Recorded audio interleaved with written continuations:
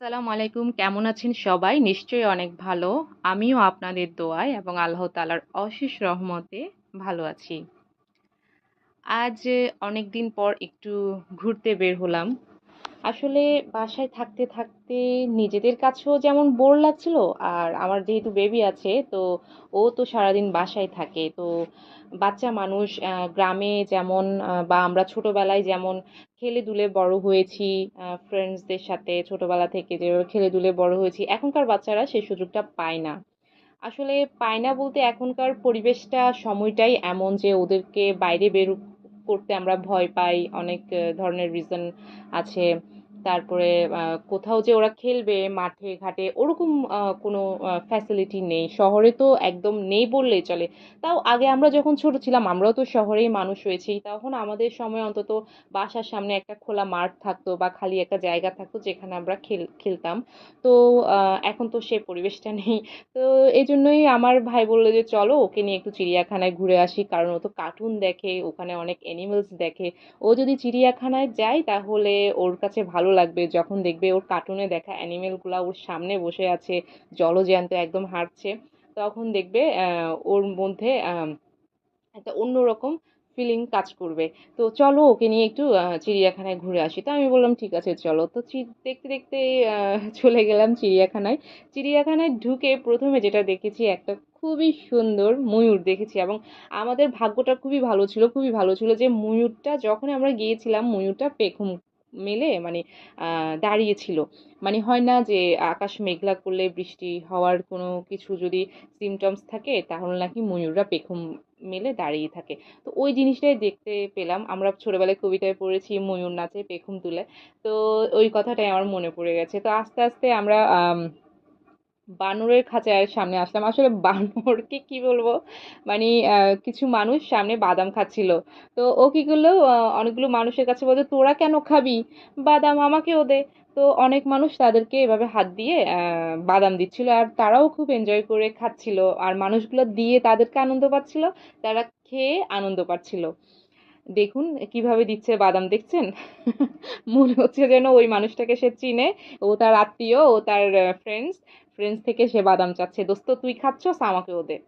মানে এই জিনিসটা দেখে আমি খুবই মজা পাইছি এবং খুব মানে হাসছিলাম যে কিভাবে সে খুঁজে খুঁজে খাচ্ছিল। তো হাঁটতে হাঁটতে আহ বাঘের খাঁচায় চলে আসছি। বাঘের খাঁচার সামনে যখন আসছি আমার ছেলের রিয়াকশন তো তখন দেখার মতো ছিল।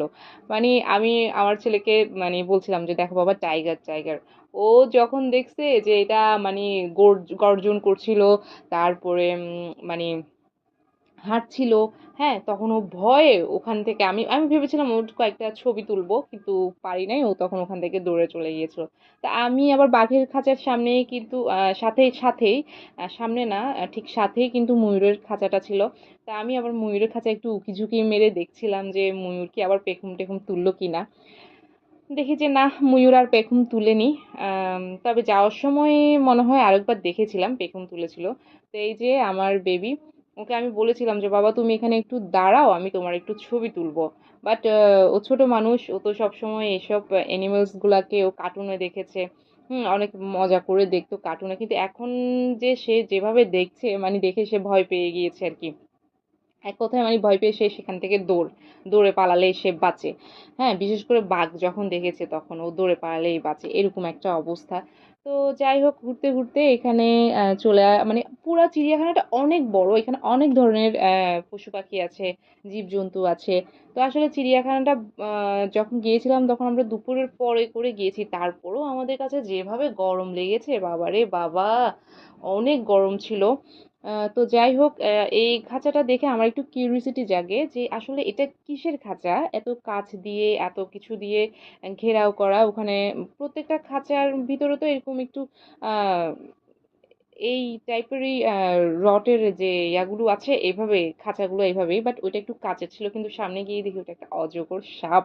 ভাজি আমি সাপ দেখে ওখান থেকে দৌড়ে পালিয়ে চলে আসলাম। তো এসে এখানে দেখতে পাচ্ছেন এটা হচ্ছে আসলে হরিণ, এটার নাম সম্ভবত মায়াবী হরিণ।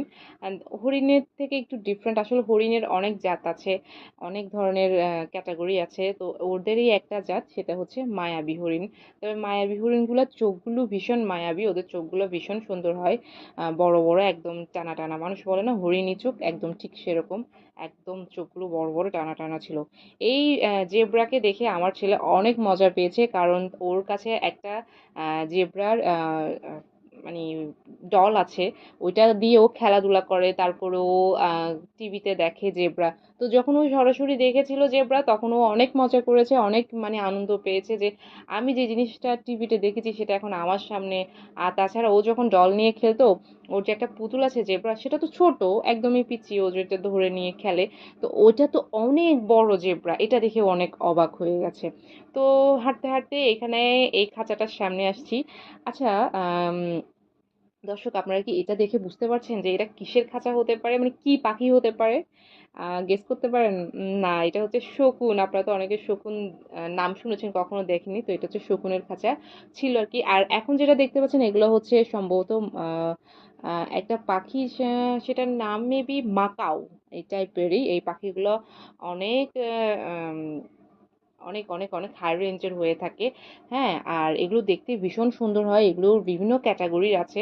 ওদের পাখিদের মধ্যে না অনেক ধরনের ক্যাটাগরি আছে। মানে নামগুলো ওরা ওখানে প্রত্যেকটা পাখির নাম উল্লেখ করে দিয়েছিল সাইনবোর্ডে, পাশেই সাইনবোর্ড ছিল, ওখান থেকে নামগুলো ওরা বলে দিয়েছিল। এগুলো আসলে মনে রাখাটা টাফ। অনেক সায়েন্টিফিক নাম আছে, তারপর আঞ্চলিক নাম আছে। হ্যাঁ, সো পাখিগুলো দেখতে এত সুন্দর লাগছিল, এত অ্যাট্রাকটিভ ছিল। এর অপোজিটে ছিল টিয়া পাখির খাঁচা। টিয়া পাখির খাঁচার যখনই আমি একটু উঁকি মেরে দেখলাম, এত বেশি টিয়া পাখি, আমার মনে হয় মানে ওইখানে না হলেও 200-300 টিয়া পাখি হবে, মানে এই খাঁচার ভিতরে। আমার ইচ্ছে করছিল যে আমি যদি এখান থেকে 2-3টা টিয়া পাখি আমার বাসায় নিয়ে যেতে পারতাম, তারপর ওদেরকে আমি কথা শিখাতে পারতাম। আমার ছোটবেলায় খুব ইচ্ছে ছিল টিয়া পাখি পোষার, তাদেরকে কথা শেখানোর, বাট হয়ে ওঠেনি। আর এটা হচ্ছে ঘোড়া। ঘোড়া দেখেও আমার ছেলে অনেক মজা পেয়েছে, অনেক এনজয় করেছে। তো এই যে দেখতে পাচ্ছেন, এটা হচ্ছে একটা এটাকে বলা হয় মেবি হনুমান।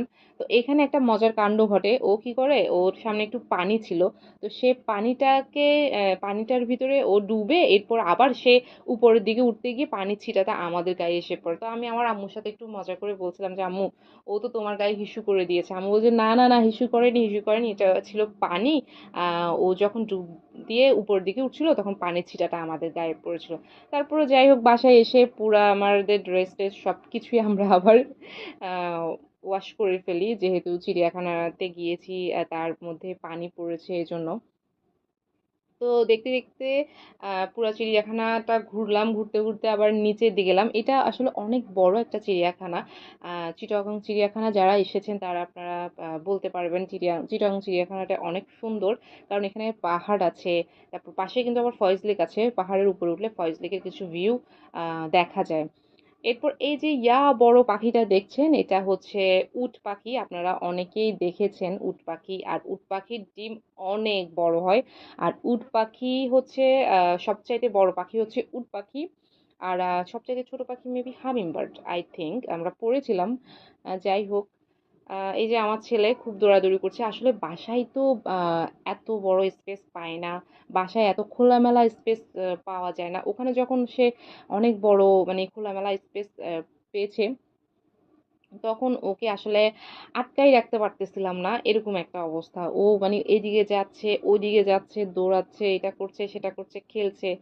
তো যাই হোক, ও আনন্দ পাচ্ছে, ওর সাথে সাথে আমরাও আনন্দ পাচ্ছিলাম, কারণ মূলত আমরা ওর উদ্দেশ্যেই কিন্তু চিড়িয়াখানায় গিয়েছিলাম, যে ও তো বাসায় থাকতে থাকতে বোর হয়ে যাচ্ছে, বাচ্চা মানুষ, ওকে নিয়ে একটু চিড়িয়াখানা থেকে ঘুরে আসা যাক। তো ওর জন্যই মূলত আমরা চিড়িয়াখানায় গিয়েছি, আর ও যদি আনন্দ না পায় তাহলে তো আমাদের যাওয়াটাই বৃথা।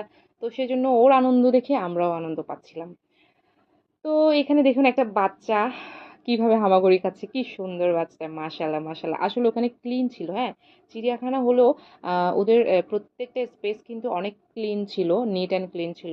আমি আসলে সত্যি বলতে এটা আমি বলতে বাধ্য হচ্ছি, কিন্তু অন্যান্য চিড়িয়াখানা কেমন আমি জানি না, ঢাকা চিড়িয়াখানা আমার খুব ছোটবেলায় যাওয়া হয়েছে, আমার একদম মনেও নেই, আমার আম্মুর মনে আছে।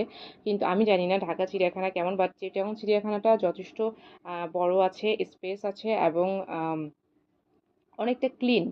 আর এই পাখিটা কি আমি ঠিক জানি না, এই পাখিটা সম্পর্কে আমার ঠিক জানা নেই। তো দেখতে দেখতে চিড়িয়াখানা পুরোটাই আমরা ঘুরলাম, ঘুরে ফিরে তারপর আমরা কিছু স্ন্যাক্স খেয়ে, স্ন্যাক্স বলতে কিছু টুকটাক হালকা পাতলা নাস্তা করে আমরা আবার বাসায় চলে আসলাম। তো আমার এই ভিডিওটা যদি আপনাদের ভালো লেগে থাকে তাহলে প্লিজ লাইক, কমেন্ট এবং সাবস্ক্রাইব করবেন।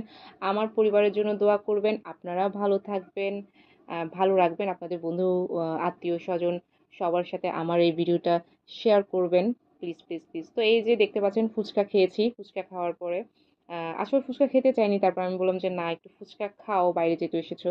তো ফুচকা খাওয়া শেষে তারপরে আম্মু বললো চলো এরপর একটা গাড়ি নিয়ে আমরা বাসায় চলে আসলাম। তো আজকে এতটুকুই, টাটা, বাই বাই, আল্লাহ হাফেজ।